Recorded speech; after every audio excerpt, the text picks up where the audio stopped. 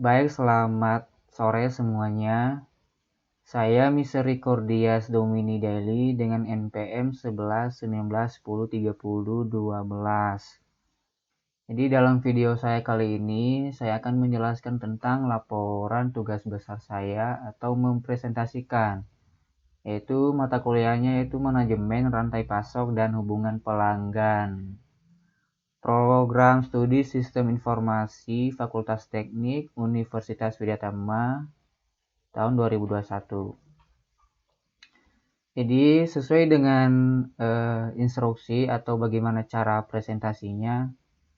Jadi dalam presentasi saya kali ini ada di sini bagian nomor 1, yaitu penjelasan tentang permasalahan umum dalam organisasi. Jadi sebelumnya di mata kuliah ini kita telah membuat suatu organisasi atau mendirikan suatu perusahaan, yaitu dengan pembuatan suatu sosis atau sebuah sosis. Jadi di sini ada penjelasannya tentang bagaimana dan apa saja permasalahan umum yang terjadi dalam suatu pembuatan sosis tersebut. Dan sesuai dengan tugas saya di kelompok saya itu sebagai produsen. Jadi permasalahan umum dari organisasi ataupun perusahaan sesuai hasil pembagian tugas masing-masing dalam kelompok kami di mata kuliah Manajemen Rantai Pasok dan Hubungan Pelanggan. Tugas saya ialah yaitu sebagai produsen dalam sebuah organisasi atau perusahaan yang telah kita buat di kelompok kami.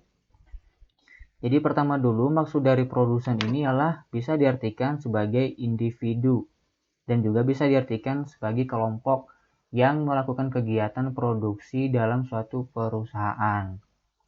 Dan produsen ini ada perannya di sebuah perusahaan, yaitu ini sangat diperlukan dalam sebuah perusahaan.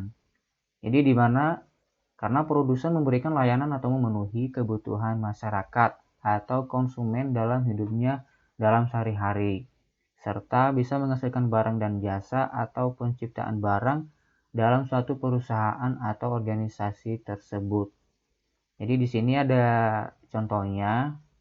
Jadi contohnya tuh organisme yang bisa menghasilkan dan membuat makanan, serta bisa mengolah berbagai bahan baku dalam proses aktivitas sehari-hari di dalam produksi. Jadi di dalam kegiatan produsen sesuai tugas kelompok kami di mata kuliah Manajemen Rantai Pasok dan Hubungan Pelanggan ialah yang tadi saya bilang itu mendirikan sebuah perusahaan, di mana dalam perusahaan tersebut kita membuat atau mengolah sebuah bahan baku daging sapi lokal dan juga ada impor sebagian untuk bisa menjadi sebuah sosis. Seterusnya di perusahaan kita tersebut yang telah kita buat ada beberapa cara yang perlu disiapkan, atau ialah yaitu mulai dari karyawan itu harus mesti ada, yaitu bisa terdiri dari mulai dari 5 orang atau 10 orang yang akan mengolah bahan baku daging lokal atau daging impor untuk menjadikan sebuah sosis yang akan dijual ke konsumen. Itu kedua yaitu sales. Jadi dalam sebuah perusahaan itu mesti harus ada sales. Jadi sales itu sebagai pengiriman barang ke misalkan ke borma-borma atau ke toko-toko yang telah membeli atau memesan suatu sosis yang mereka beli. Terus di situ ada bagian ketiga, ada mesin penggiling. Mesin penggiling ini yaitu dengan mengolah bahan baku daging di produksi, kita mesti butuh yaitu mesin penggiling untuk mempermudah pekerjaan dalam setiap produksi, mempermudah pekerjaan karyawan dalam mengolah bahan baku daging tersebut supaya lebih cepat dalam proses pembuatannya. Keempat, di sini ada bumbu. Jadi dalam membuat atau mengolah sosis tersebut perlu juga bumbu, yaitu sebenarnya sih bumbu ini ada berbagai banyak dan di sini cuman bumbu aja sih yang saya kasih, tapi sebenarnya sih banyak. Tapi bumbu itu yaitu tergantung gimana sosisnya yang kita bikin, soalnya tiap satu sosis beda bumbu. Dan misalkan ada bumbu ekonomi, jadi maksudnya bumbu ekonomi itu sosis ekonomi, jadi beda. Kalau misalkan ada bumbu spesial, jadi kalau misalkan juga bumbu spesial, beda lagi bumbunya. Jadi di sini ada bagian kelima terakhir, ada openan. Jadi openan itu berfungsi untuk memasak sebuah sosis yang telah dibuat dengan suhu openan sesuai dengan kematangan sosis. Jadi openan itu misalkan kita telah membuat sosis tersebut, telah menggiling, telah sampai kepada tahap pengikatan. Jadi tahap selanjutnya di sini bagian nomor 5 ini itu openan. Jadi sosis yang telah kita ikat tuh kita masukkan ke openan tersebut. Jadi untuk dimasak. Jadi ada maksud tadi di sini suhu. Jadi suhunya tuh sesuai dengan kematangan pada sebuah sosisnya. Jadi dalam proses kegiatan produsen dalam mengolah bahan baku dari sosis, otomatis itu ada masalah yang sering terjadi. Jadi masalahnya yang sering terjadi tersebut ada di sini 1 sampai 8. Jadi bagian ke-1 kerusakan penggiling, kedua kerusakan openan, ketiga kehabisan bumbu, keempat kehabisan plastik sosis, kelima kerusakan kamar es atau tempat penyimpanan sosis, keenam kerusakan pemvakuman sosis, ketujuh kerusakan expired, dan kedelapan karyawan atau sales yang tidak hadir dalam bekerja. Jadi tadi di sini ada bagian ke-1 yaitu kerusakan mesin penggiling.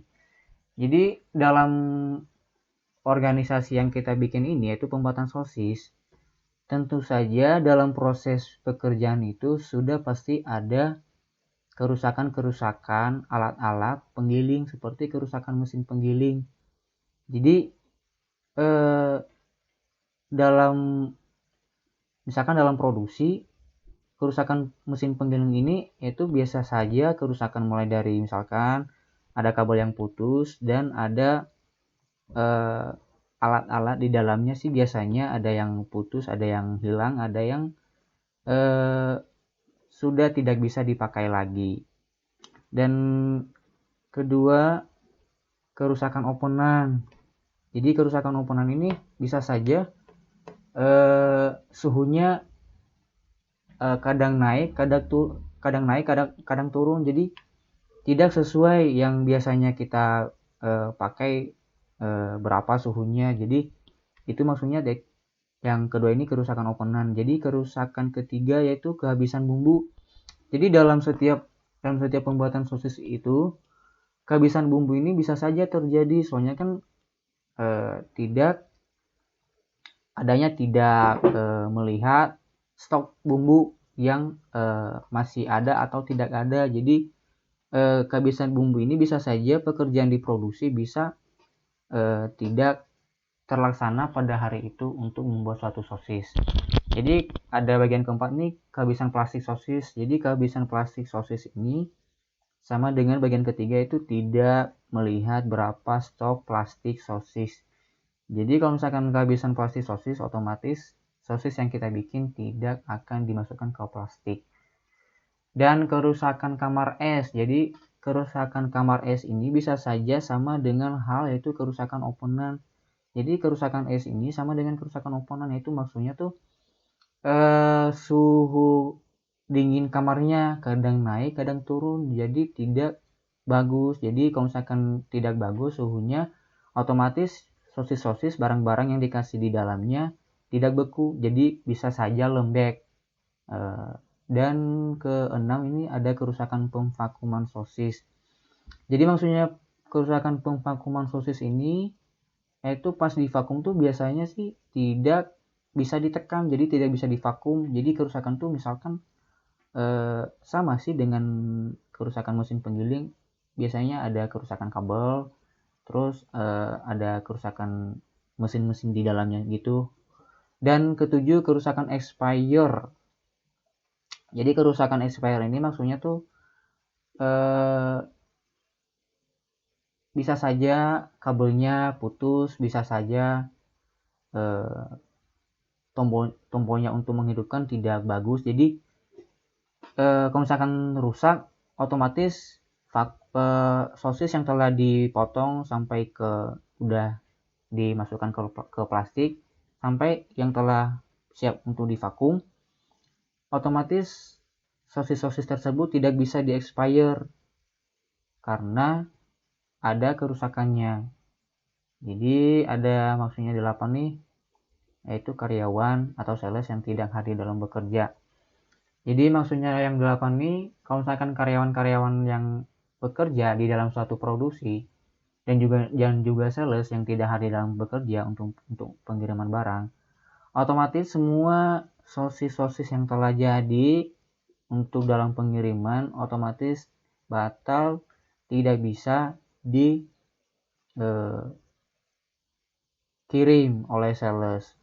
Dan otomatis juga kalau misalkan karyawan produksi tidak masuk, otomatis seluruh bahan baku yang telah datang, yang telah dikirim ke suatu produksi sudah pasti tidak bisa dibikin pada saat itu karyawan dan sales tidak masuk dalam bekerja. Jadi dalam organisasi yang telah kami buat atau perusahaan ialah dengan mendirikan sebuah perusahaan pengolahan sosis. Dalam proses aktivitas dalam produksi untuk pengolahan bahan baku menjadi sebuah sosis, tentu saja ada yang mesti digunakan alat-alat bantu atau teknologi dalam pengolahan baku yaitu tadi mesin penggiling dan sampai pada karyawan atau sales. Jadi bagian kedua ini sudah tadi saya jelasin tentang kenapa ini kerusakan terjadi, kenapa ini kerusakan openan, jadi sampai pada kerusakan kamar es dan expire dan karyawan. Ini tadi bagian kedua udah saya jelasin. Jadi bagian ketiga, teori rantai pasok ini yang digunakan. Jadi teori rantai pasok yang digunakan di sebuah produsen yang saya adalah supply chain management. Dan di sini ada maksudnya fokus meningkatkan nilai tambah proses pemesanan dan pembayaran. Dan di sini juga ada sustainability. Di bagian ke-1, supply chain management. Jadi supply chain management ini merupakan serangkaian kegiatan yang meliputi koordinasi penjadwalan dan pengendalian terhadap pengadaan produksi, persediaan dan pengiriman produk ataupun layanan jasa kepada pelanggan yang mencakup administrasi harian, operasi logistik, dan pengolahan informasi mulai dari customer hingga supplier. Karena di dalam supply chain management itu ada beberapa komponen dari supply management, antaranya itu upstream supply chain management, yaitu proses di mana sebuah perusahaan mendapatkan supplier dari pihak lain luar perusahaan untuk mendapatkan bahan baku produk yang akan diproduksi. Jadi itu tuh tadi maksudnya itu misalkan daging lokal, impor dan sebagainya. Dan di sini ada internal supply chain management, yaitu maksudnya tuh terjadinya perubahan bentuk dari sebuah bahan baku menjadi produk yang sudah jadi. Jadi misalkan tadi mulai dari bahan baku, bahan lokal, impor yang telah kita giling di mesin penggiling, jadi bisa menjadi sebuah produk yang sudah jadi, yaitu sosis tadi. Dan downstream supply chain management, jadi maksudnya tuh dimana pada proses pendistribusian barang jadi oleh perusahaan tersebut kepada customer yang biasanya dilakukan oleh eksternal distributor. Dan kedua, fokus meningkatkan nilai tambah proses pemesanan dan pembayaran. Jadi dalam suatu organisasi atau perusahaan harus fokus pada semua kegiatan yang dapat memberikan nilai tambah atau value.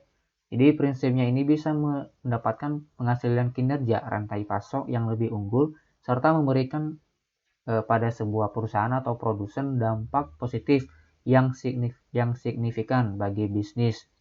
Jadi khususnya dalam menghadapi gangguan ketentuan supply chain distribution.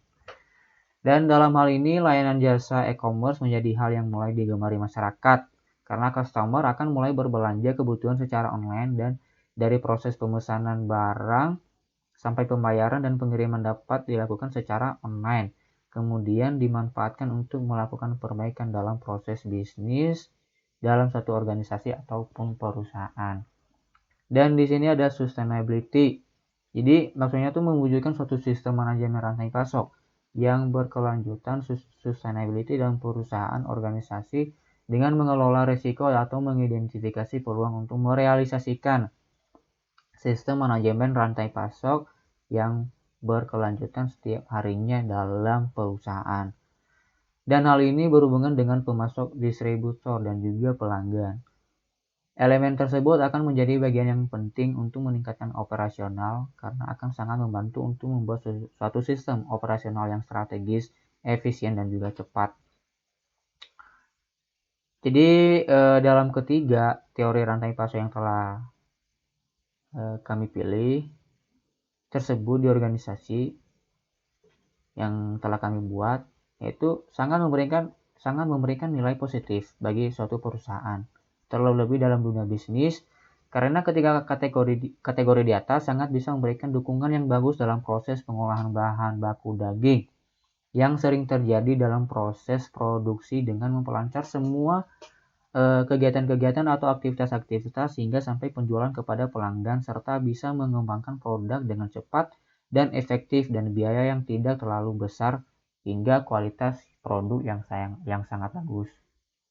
Jadi sehingga masalah-masalah yang sering terjadi pada proses pengolahan baku pada sebuah perusahaan tersebut akan tidak berkelanjutan lagi dengan menerapkan ketiga teori tersebut di atas atau teori rantai pasok. Jadi di sini ada bagian 4 yaitu tampilan Archimedes. Jadi pada tampilan Archimedes ini tadi saya pakai aplikasi Archimedes untuk membuat suatu layar 1, 2, 3. Jadi saya telah screenshot terus saya kasih di sini. Jadi di sini ada layar 1, di layar 1 ada pelaku usaha atau perusahaan, terus di bawahnya ada faktor produksi, ada agen pembangunan. Jadi terus ada kedua ini layar kedua ada pengelolaan bahan barang, menerima pendapatan penjualan dan distributor perusahaan. Dan layar ketiga ada memproduksi barang, ada proses pematangan dan ada penciptaan atau memenuhi kebutuhan.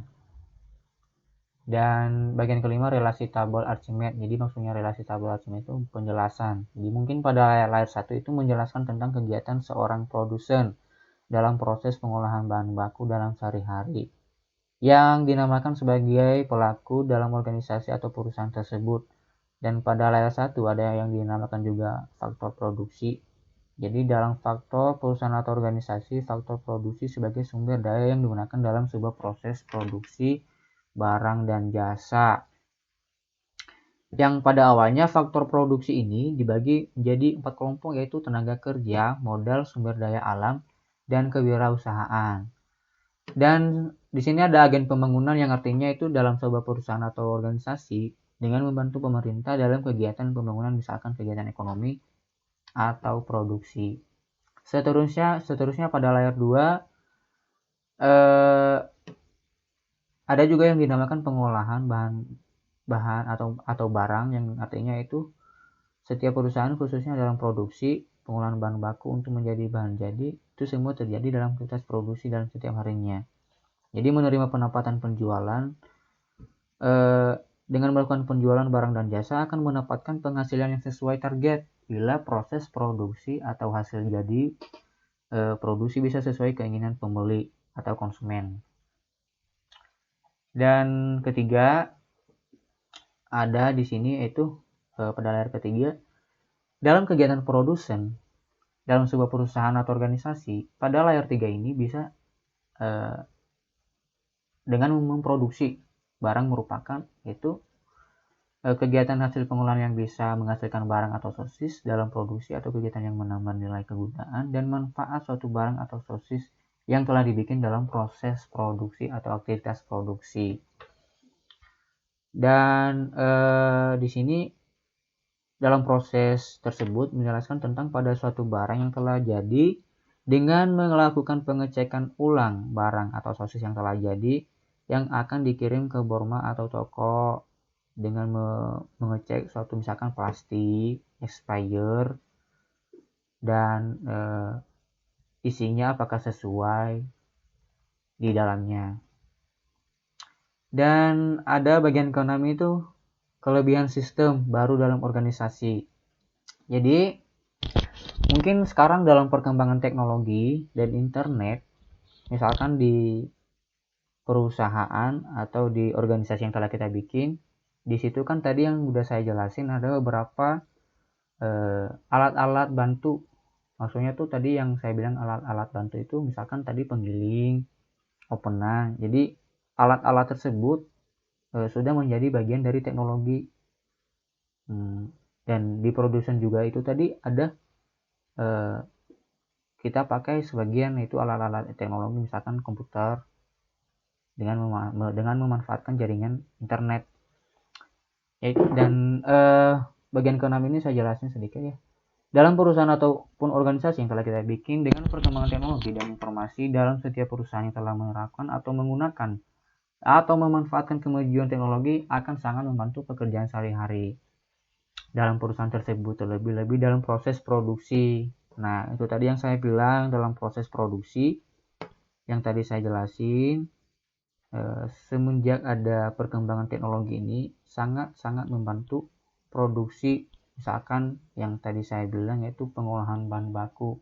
Jadi dengan kita memakai, dengan kita menerapkan, dengan kita memanfaatkan alat tersebut bisa mempercepat, bisa mempermudah pekerjaan dalam proses pengolahan bahan baku dalam produksi.